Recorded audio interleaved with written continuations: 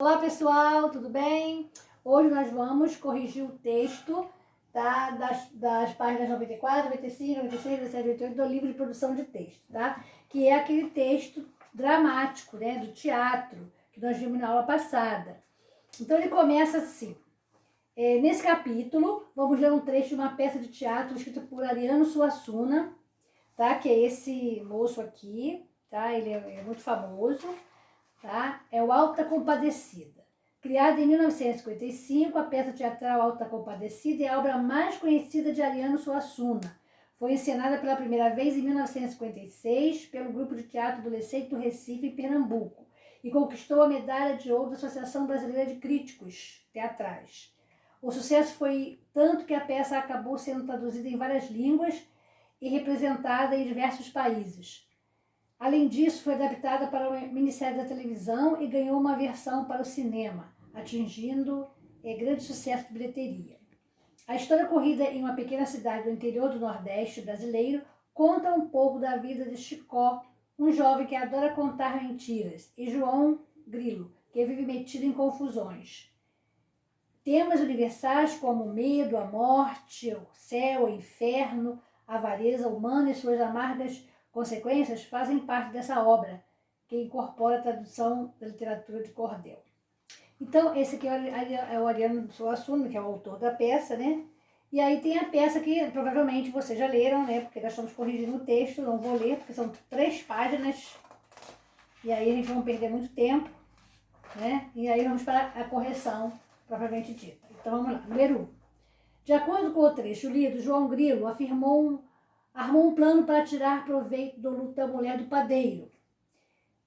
O que motivou João Grilo a agir dessa forma? Identifique no texto 2 trechos que comprovem sua resposta. Então, o fato dela ser ambiciosa, ter fraqueza por dinheiro e gostar muito de bichos. E aí, foi retirado daqui do texto, tá? Eu não lhe disse que a fraqueza da mulher do patrão era bicho e dinheiro? Gente, não. É povo que não tolera mais bicho dá gosto. Então, vamos para a letra B. Cite alguns argumentos usados por João Grilo para convencer a mulher a negociar com ele. João Grilo primeiro disse que o gato era diferente, porque em vez de dar despesa, dava lucro. Depois afirmou que o gato descomia dinheiro e tirou moedas do traseiro do animal. Letra C. É possível concluir que o plano de João Grilo deu certo? Por quê? Sim, pois ele conseguiu convencer a mulher de que o gato descomia dinheiro. Ela era louca por dinheiro, né? Número 2. João Grilo usa o eufemismo para a palavra defecar. Identifique e explique o raciocínio do personagem ao empregar esse termo.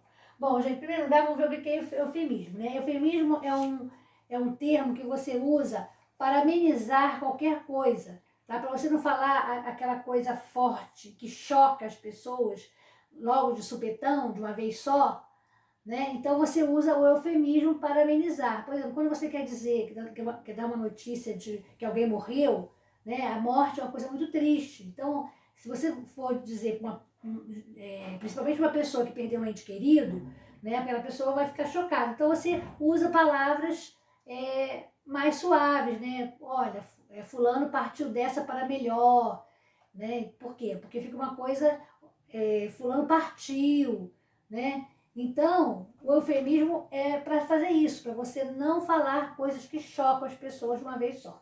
Então, ele coloca assim, ó, a palavra descome, tá?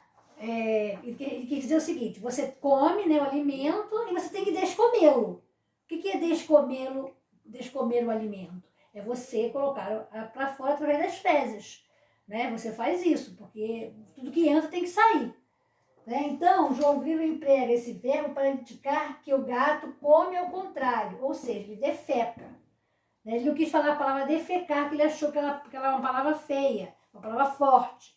Então, ele falou que ele descome. Ele come e depois descome. Então, num texto dramático, você pode ter efeito humorístico. Então, ele fala aqui, o efeito humorístico pode ser obtido, por exemplo, pela caracterização exagerada de personagens, pela criação de mal-entendidos, de situações descomedidas, inesperadas ou de enganação, confusões, espertezas e trapaças. O trecho lido apresenta diversas situações com humor, cite alguns exemplos. Em diversos momentos do texto são mostradas atitudes de esperteza de João Grilo, que tenta trapacear e enganar a mulher no padeiro, dizendo que o gato lhes comia dinheiro. Assim, o jeito como o personagem é caracterizado e como as situações são apresentadas de forma exagerada ajuda a construir o efeito de humor do texto. Aí nós vamos para a página 95, que é explorando o texto dramático. Qual é a função de um texto dramático? Orientar a encenação de uma peça de teatro. Ao ser encenado, quem é o interlocutor de um texto dramático? O público, a plateia. Nos contos apresentados da unidade 1, a história é apresentada pelo narrador.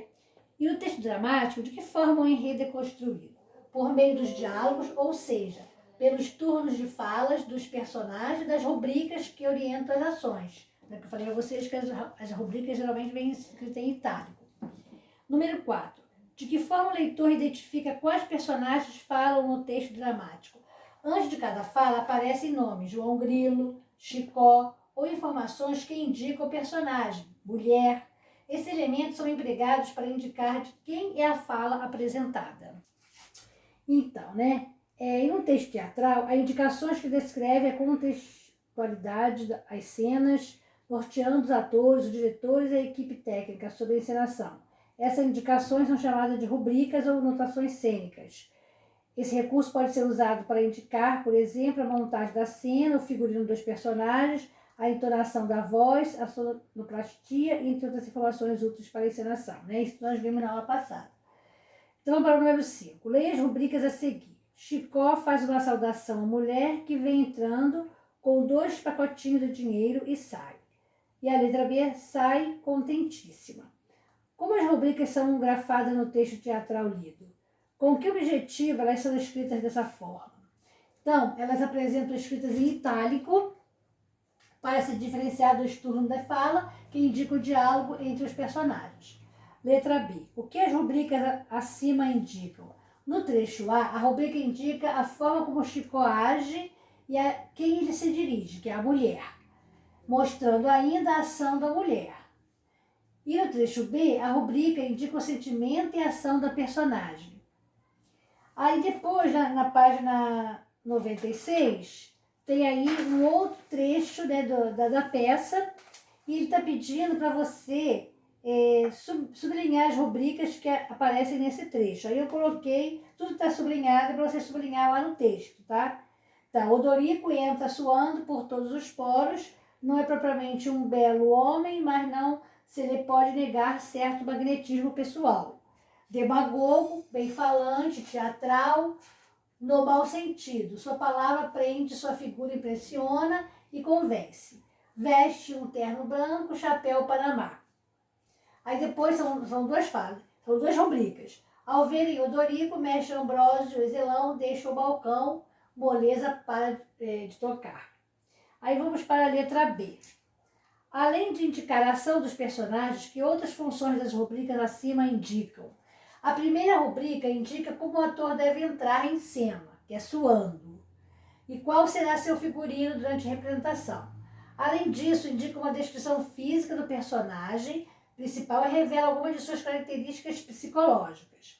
A segunda rubrica orienta o que os atores devem fazer na cena. Então, vamos para a letra C. Identifique no trecho exemplos de marca de oralidade e explique o efeito que elas garantem na fala dos personagens. Então, a marca de oralidade é pra e pró. Essas marcas de oralidade aproximam a fala dos personagens da fala cotidiana. Então, repare o seguinte, marca de oralidade nós já estudamos, lá na frente. Lá na frente que nós estudamos essa marca de oralidade. Então, repare que você pode usar em outros textos também, marca de oralidade. Vamos para o número 2, ou melhor, número 7. Observe ao lado a cena de uma peça teatral. Que sensação essa cena causa em você? Então, isso aí é uma resposta pessoal, tá? Aí só quando chegar a aula presencial que eu vou ver o que cada um escreveu. Número 8. Observe atentamente a cena. Com base nela, indique no quadro abaixo as informações solicitadas. Então, eu quero saber quais são os personagens desse texto dramático. São 2 mulheres. Qual é o cenário? um poço escuro cercado por 2 escadas, um balde amarrado por uma corda. Quais são as vestimentas? Roupas pretas. Ação: as mulheres interagem com a água do poço como se estivessem em busca da água. E emoções: desespero, medo. Vamos para a letra C. Agora, com base nos levantamentos que você fez na alternativa anterior, crie uma rubrica que poderia ter sido escrita para nortear a produção desta cena. Bom, isso é a resposta pessoal, mas eu coloquei só para dar uma ideia para vocês, tá? 2 mulheres eu botei estão 2 vezes, tá? Deixa eu apagar aqui. 2 mulheres estão em um poço escuro. Há ainda um balde amarrado por uma corda. As personagens desesperadas disputam a água, tá? Mas vocês podem colocar diferente, isso foi só um exemplozinho, tá? Aí depois que vocês corrigirem esse texto, né, que vocês vão corrigir, e vão fazer as páginas 98, 99, 100 e 101 do livro Produção de Texto. São as próximas páginas, tá? A página 98, 99 é a leitura, 100 tem uma interpretação de texto, e 101 vocês vão completar este quadro aqui em relação ao segundo ato da peça, tá? E aí vamos ficar por aqui. Por hoje é só. Um grande abraço e até a próxima aula.